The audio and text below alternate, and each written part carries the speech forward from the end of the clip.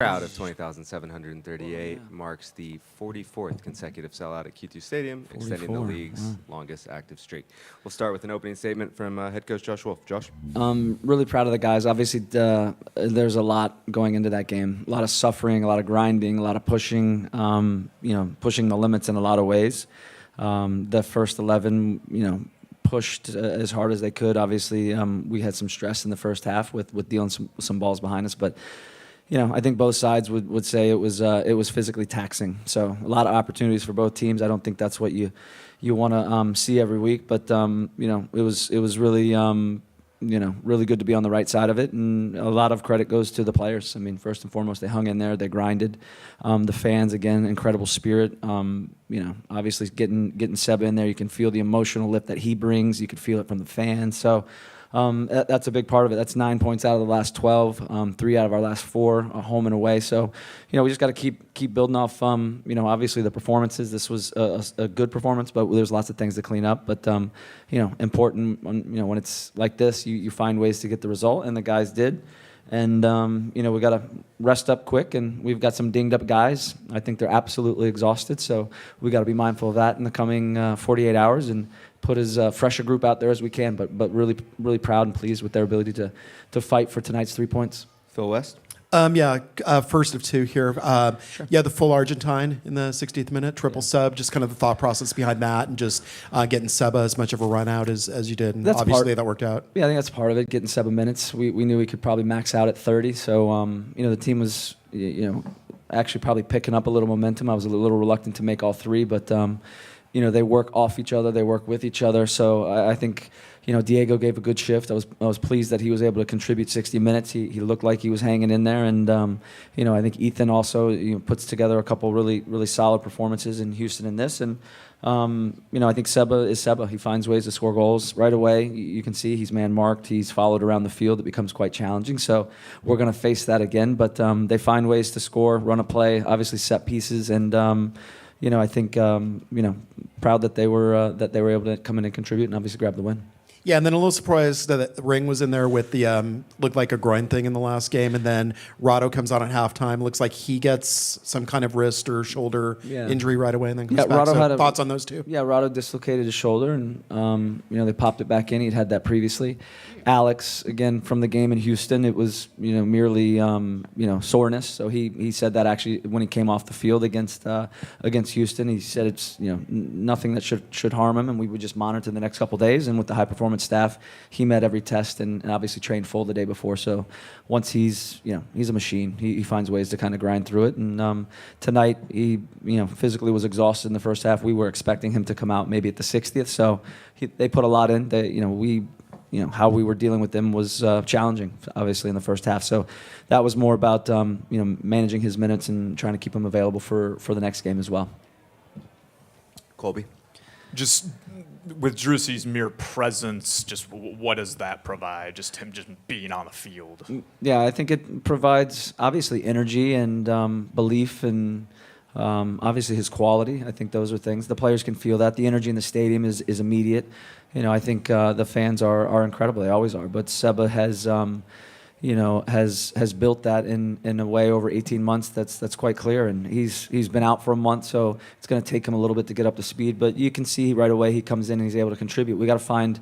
And he's got to find ways to get on the ball more and be more impactful. It's tough. I mean, they're going to man mark him. They were doing that before he got injured. So we got to find ways to move him around and find other people that can occupy his position and have him, do the things that he does, which is arrive in the box, lose his mark and get into spaces where he can contribute in front of goal. That's what he is quite exceptional at. And, Julio got a couple assists tonight, I think, with some of his play and obviously keeping the set piece alive. And Adam, again, keeps going. I mean, the minutes that Adam has put in, the volume of running, the high, it's, we knock on wood. We want to keep going, but there's a lot of exhausted guys. But I'm really happy that Seb was able to get in there, and Emmy and Maxi, all 3 of them came in and helped contribute to the win. Zach? I think you've mentioned how enthusiastic Seba has been trying to get back. Sure. And to reintroduce himself the way he did tonight with the goal, with the win, with the momentum. Is that can that be momentum for y'all going forward? Yeah, it's fitting. It's quite fitting for Seba and what the expectations are. It should help give us confidence and momentum. But we have an exhausted group. I mean, you can see it. And again, I think a lot of teams have a lot of games, and we've weathered a lot of injuries. And I think Owen being gone, so there's limited number of players, but a lot of minutes to go around the group, and they've been able to hang in there. Sebastian, now we got to find ways to keep getting him minutes, obviously in a responsible way, to see what the volume can be in the next game. But he brings a level of calm and quality to the group that's much needed, and we got to keep improving. Obviously, this game got a little bit sloppy at times for us, but you find ways to grind it out, and we're pleased to get the 3 points. And then at the end there, when Brad is standing on his head, are you are you freaking out as much as everybody in the stadium? It's hard. It's hard. He made some great saves. We missed some opportunities as well, but he made some tremendous saves. I think Rado's in there clearing one. Julio, they're all, the commitment from the group, the desire. Again, these guys are so committed, and the resiliency piece of it. They grind and find ways to keep competing, and obviously dig out 3 points. And I think it goes a long way into what you're trying to do at the end of the year. Is you have a point accumulation. You don't always remember all the moments along the way, but this will give the guys a lot of good feeling and obviously spirit. And we got to freshen up and try to recover as quick as we can for a difficult game against Salt Lake on the weekend. Go ahead, man. Coach, can you talk about Rado's ability to adjust into the defensive scheme, in a short amount of time, as well as his quality of play, throughout the season? He's come up huge in a bunch of different moments throughout the season. Yeah, I think he's come in. I think for Rado, it's always challenging. These guys that come to us, when they come, he hadn't played since November, so we're mindful of building him into it. The climate, every day he feels the climate a little bit more, the heat, a little bit of the humidity, but we don't want to fill him up with too much information. He comes in today, he does a pretty good job, and his ability to compete and be combative, and he's a seasoned pro. He's played in a few different countries. He understands the responsibilities of the center back. We try to use the ball, but in games like this, certainly late as it gets, it's about grinding. It's about defending. He wants to defend. He loves to defend, and that's same with Julio. I mean, these guys are little warriors, and I think he when he's come in, he's done quite well. I expect him to play significant minutes in the next game, and we got to take stock of where the whole group is, but we got to find a way. Obviously, it's scary 10 seconds in when he dislocates his shoulder. It's actually what you come to expect at this point. When you're a little short or you have these problems at center back, of course, that person's going to take a knock that concerns you. But I think he's pretty good. He has some ice on his shoulder, and he should be good to go on Saturday. Laura and then Tyler. Suffering. That's the word that Austin FC has been coming like in the very last few minutes in maybe the 4 games, the late 4 games that we goals. had. Yes. Why? Exhaustion. I mean, I think you look at it, the guys are exhausted. This is 8-9 games in, 30 days. I haven't seen that ever in the league, certainly at this point in the season. But it's challenging. I think that's part of it. We have to find a way to grind through it, and you don't love to see it, but I think it's when you think of Seattle, you're on the road, you're having to grind, you give up one, but you hang in there. Toronto, you now grab the goal late. So as much as it's a struggle at the end, that's what it is. The opposition wants to put everything they can into it. They got to sink risk and obviously take their chances, and we've seen that at home and away. But it's part of the deal, and you got to find a way to hang in there, keep concentration. I mean, it's exhausted legs, it's an exhausted mind. So. They're grinding just as much as they can, and this will help give them a little fuel and energy. But most importantly, they got to recover and try to get into a space where we're now Saturday night. We're fresh and ready to go, but we'll have to use some fresh legs. There's no doubt about it. How about Saturday night? How are you guys gonna be able to recover and prevent what you're saying, the exhaustion that they're gonna have on Saturday? Well, I think they'll feel good about the result tonight. They know, you win. Again, we won 3 of 4 now in the league, so winning games helps move you up. It also gives you confidence. Seba coming back in gives us, certainly his push.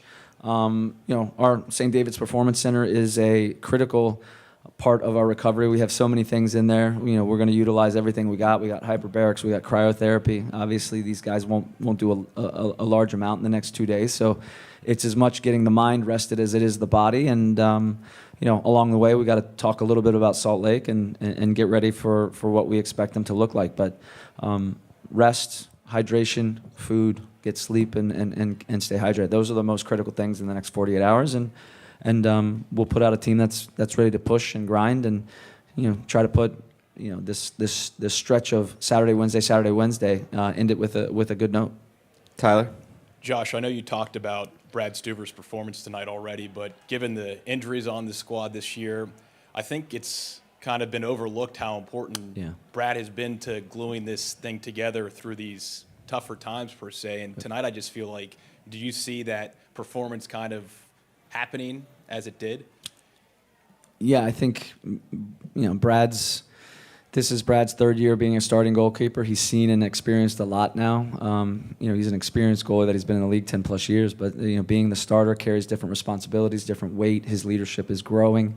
The performances have been fairly consistent over the course of 2.5 years. So, you know, when he has an off night, he knows it, we know it, we feel it. But you know, a night like tonight, he's quite instrumental and influential in the result. And you know, we need him to come up big. He did, and you know, I think the guys certainly really appreciate that. And he'll chalk it up to what it is. It's his job, and he won't see it as anything more than that, which is a good indication of who he is as a character and certainly as a footballer. And I know you talked about Seba ad nauseum already, but for the sake of what we do, we like to tell stories. And the story tonight, just specifically, he comes in the 61st minute, crowd goes nuts. Then 20 minutes later, I don't think you could write a better story for scoring the game winner and then him just doing what he does. Yeah, the story would get better if he had another goal. It'd make it a little bit nicer for everybody. But he's grinding. You know, I think he was upset and disappointed to be injured. He's wanted to come back into these games. You know, earlier, you know, he was itching to get into Houston, but we have to be mindful, and we have certain protocols, certain benchmarks that he has to hit. But you know, he looked good. He was sharp. We'll continue to get him minutes. You know, the volume. We'll see what this game looks like against Salt Lake. But he is. He's Sebastian. He's an incredibly talented player, an incredible human being, and you know, the guys respond to him. They'll rally around him. He's our leader, and you know, he has been since the moment he's got here. And that's what leaders do. They show up on big nights at the big moment and they deliver. And he's done that time and time for us since he's been here. And we're going to need him to continue that, but we're going to need to support him along the way as well. Thanks, Josh. Thank you. Thanks, everyone. You guys can follow